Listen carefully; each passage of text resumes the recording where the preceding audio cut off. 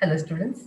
In the last video, we have seen the definitions of Rolle's theorem and mean value theorem. Okay, this is the second video on mean value theorems. Okay. In the last video, you have seen the definition of Rolle's theorem as let f be a function defined on the interval, closed interval a comma b to the real value r, okay, such that f of x is continuous like this, okay, and then it is differentiable within that interval a to b, and in case f of a is equal to f of b, this is a, its image is f of a, b is also equal to f of a only, f of a is equal to f of b, then there exists a point c, at least one point, here I have 2 points like that, so I use the word here at least one point c such that f dash c becomes equal to 0. In this video, we shall solve the exercise 5.8, the examples on Rolle's theorem. It will be asked in the form, verify Rolle's theorem for the function f of x is x square plus 2x minus 8 for x belonging to the range minus 4 comma 2, closed interval minus 4 comma 2. Okay. The function is f of x is x square plus 2x minus 8 for x belonging to minus 4 comma 2. What is the first condition? F of x should be continuous. So for that, you need not go for the left hand limit is equal to right hand limit, therefore it is continuous. You can use the standard results that we already know in continuity. Okay. Here, x square plus 2x minus 8 is a polynomial. We know every polynomial function is a continuous function. Every polynomial is a continuous, and we know that every polynomial function is a continuous function. Therefore, our given function is also continuous in the given interval. What is the second point? Its derivative should exist finitely. So for that, I will consider the function and differentiate that with respect to x. D by dx of x square plus 2x minus 8. X square derivative is 2x plus 2 into derivative of x with respect to x, it is 1, minus 8 means it is 0. 2x plus 2. So by putting any value within minus 4 comma 2 in place of x, I get it as a finite quantity. This means the derivative exists in that interval. What is the third condition? F of a should become equal to f of b. F of a, what is our a? The first element of this ordered pair, minus 4. Okay, f of minus 4.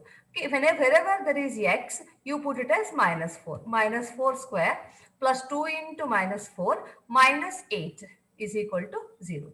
Minus 4 square, it is 16. Then 2 minus 8, it is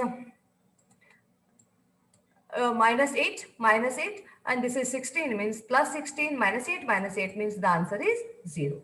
Similarly, f of b, second point, it is 2. F at 2, wherever there is x, I will put it as 2 means it becomes 2 square is 4, 2 into 2 is 4, 4 plus 4, 8, 8 minus 8, f of a is equal to f of b. Thus, f of a is equal to f of b.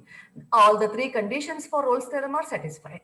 If all these conditions are satisfied, then there exists at least one point C such that f dash C becomes equal to 0.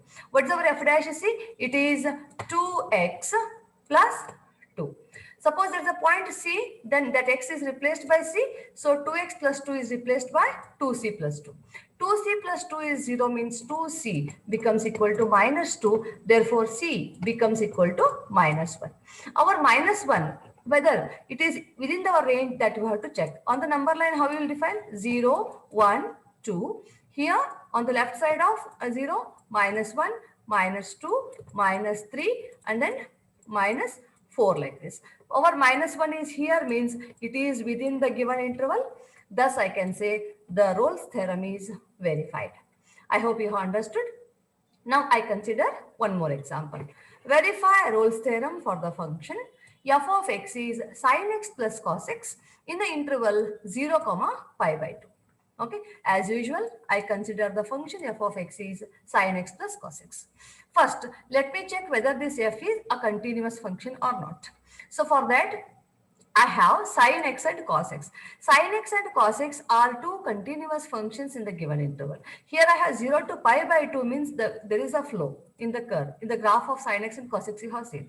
So sin x and cos x are two continuous functions, means the sum of two continuous functions is again continuous. Therefore, sin x plus cos x is a continuous function. It is continuous in the given interval. Next, we have to go for f dash x. Differentiate with respect to x on both sides. Sin x derivative will be cos x plus cos x derivative will be minus sin x. Now, in the given interval, what is the given interval? 0 to pi by 2.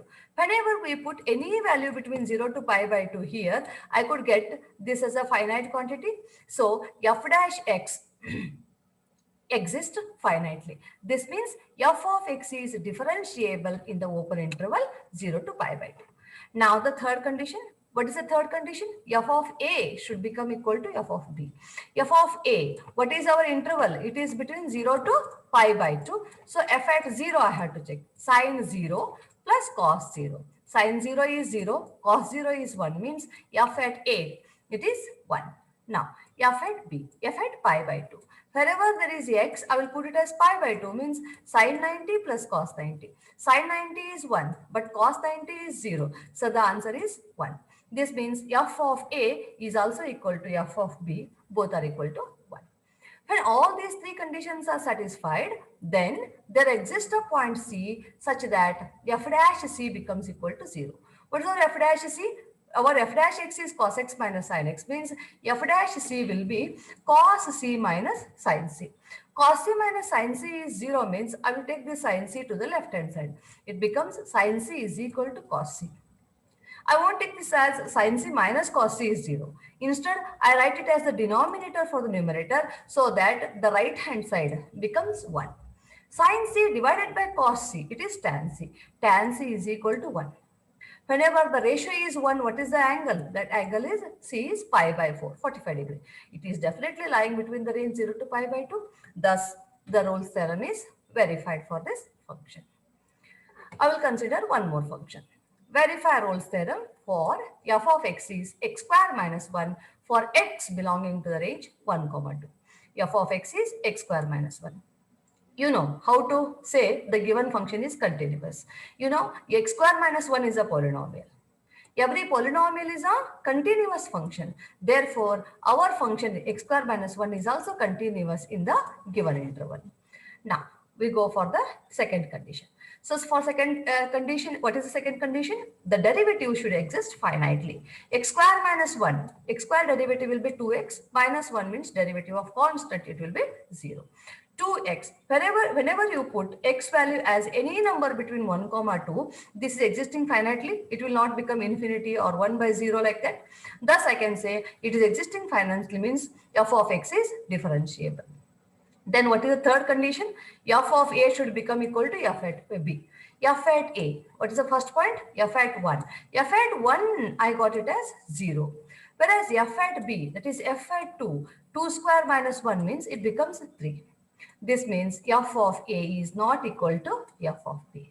Straight away I can say the third condition fails, means the Rolle's theorem cannot be verified in this example. Okay. Now, I consider one more last example. Verify Rolle's theorem for f of x is greatest integer function x for 5, 9. This indicates greatest integer function x. Now, you check, you recall the definition of greatest integer function. What it says, whenever the function is a greatest integer function, every element between any two integers is rounded off to an integer which is just less than that integer. Means all these values are rounded off to this one only. For this, if the image is 1, these are like this. Suppose I have 2 here and this is 2, then 2 to 3, all the values have their image as 2 only. Means there is a break at every integral values. This means the greatest integer function x is not continuous. If it is not continuous, then it is not differentiable also. Every differentiable function is continuous. Whenever it is not continuous means it will not be differentiable also at integral values. So thus what I can say is Rolle's theorem is not applicable. Okay. So with this, Rolle's theorem is completed. In the next video, we shall see the examples on the mean value theorem. Thank you.